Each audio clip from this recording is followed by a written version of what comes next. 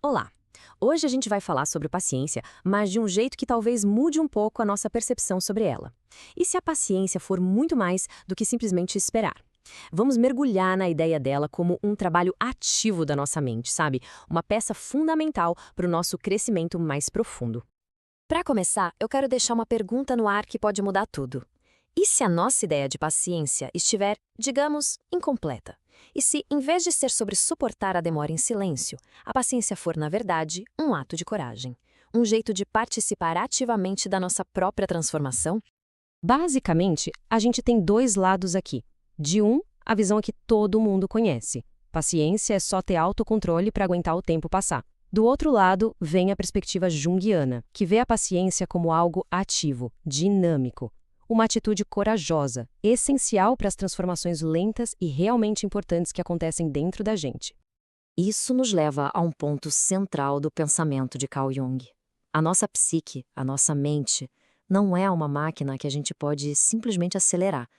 Ela é um sistema vivo, um processo que tem um ritmo próprio, orgânico. Tentar forçar esse ritmo, bom, é como remar contra uma correnteza muito forte. É um tipo de violência contra a nossa própria natureza. Para entender a paciência de verdade, a gente precisa primeiro entender o ritmo da nossa energia interior. Vamos explorar um pouco como essa energia flui e por que resistir a esse fluxo pode criar um desequilíbrio enorme na nossa vida. E a palavra-chave aqui é libido. Agora, para Jung, libido não é só desejo sexual, não. É a energia psíquica total. É a força vital que nos move, que alimenta nossa curiosidade, nossa criatividade, nosso desenvolvimento como um todo. E essa energia toda se move basicamente de duas formas. A progressão é o nosso movimento para fora, para frente, quando a gente avança e se adapta ao mundo. Mas, quando encontramos um obstáculo, um beco sem saída, a energia faz o movimento oposto. Ela recua. Essa é a regressão, que é o mergulho necessário para dentro de nós mesmos. E aqui a gente vê o ciclo completo do crescimento. Começa com a gente avançando, aí encontramos um obstáculo. A energia então volta para dentro. Mas por quê? Porque é nesse mergulho interior que a gente encontra novas ferramentas, novas perspectivas, e é a partir daí que surge um novo avanço, só que agora mais forte, mais consciente. Então, o ponto crucial é este.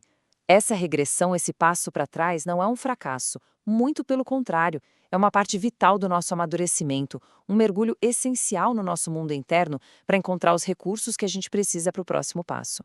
E é aqui que tudo se conecta. A paciência, olhando por esse ângulo, é a sabedoria de respeitar esses ciclos. É ter a capacidade de permitir que esse movimento para dentro aconteça, sem que o nosso ego, que está sempre impaciente, tente forçar um avanço que ainda não está pronto para acontecer. E para entender ainda melhor esse processo lento, vamos a uma metáfora que Jung simplesmente adorava: a alquimia. Ele viu naquela arte antiga de transformar metais um mapa perfeito para a nossa jornada de transformação pessoal, o que ele chamava de processo de individuação. Essa citação do Jung mostra a profundidade da coisa, né? A grande obra dos alquimistas não era só química, não. Era um trabalho interno que envolvia dedicação, estudo, reflexão, amor e, claro, uma paciência imensa. E cada um desses elementos é uma parte do nosso próprio trabalho psíquico. O trabalho prático, o estudo, a meditação, a perseverança e a capacidade de se relacionar, todos são, na verdade, ingredientes essenciais para a nossa transformação. Mas, afinal, qual é o objetivo de todo esse trabalho paciente? É a tarefa que talvez seja a mais difícil de todas: integrar as partes conflitantes que existem dentro da nossa própria mente. O nome técnico para isso é complexio oppositorum, ou seja, a união dos opostos. O objetivo é criar uma unidade a partir das nossas contradições internas, quase como se fosse a pedra filosofal da nossa própria psique. Dentro da gente existem forças opostas numa tensão constante: o consciente e o inconsciente, a luz e a sombra, o avanço e o recuo.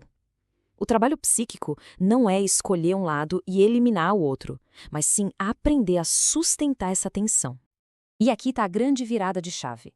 Paciência não é fraqueza, é coragem. É a força de sustentar o conflito interno, de ficar no meio da tensão entre a luz e a sombra, até que algo novo, mais completo, possa nascer dessa luta. Para essa transformação acontecer, ela precisa de um lugar seguro. Na alquimia, esse lugar é o vaso hermético, o vaso hermético. Psicologicamente falando, ele é a nossa capacidade de conter emoções difíceis, de cozinhar nossos conflitos em fogo baixo, sem deixar que tudo exploda. A importância disso no dia a dia é gigante. É esse vaso interno, essa contenção paciente que nos impede de sermos dominados por emoções muito intensas ou de projetar nossos problemas não resolvidos nas pessoas à nossa volta. E assim a gente chega ao resultado de todo esse processo. A recompensa por esse trabalho paciente, por sustentar a atenção e conter os processos internos, é nada menos que o verdadeiro amadurecimento psicológico. Então, para a gente resumir os pontos principais, paciência é uma habilidade ativa e corajosa. O crescimento não acontece em linha reta, mas em ciclos. A alquimia nos dá um mapa riquíssimo para integrar nossos opostos. E o objetivo final disso tudo é alcançar o que Jung chamou de si mesmo, um centro mais unificado e consciente de quem a gente realmente é. E para terminar, fica a reflexão. Se a paciência é a chave para nossa transformação mais profunda, que grande obra poderia ser realizada se a gente der a ela o tempo e o espaço necessários? Fica aí para a gente pensar.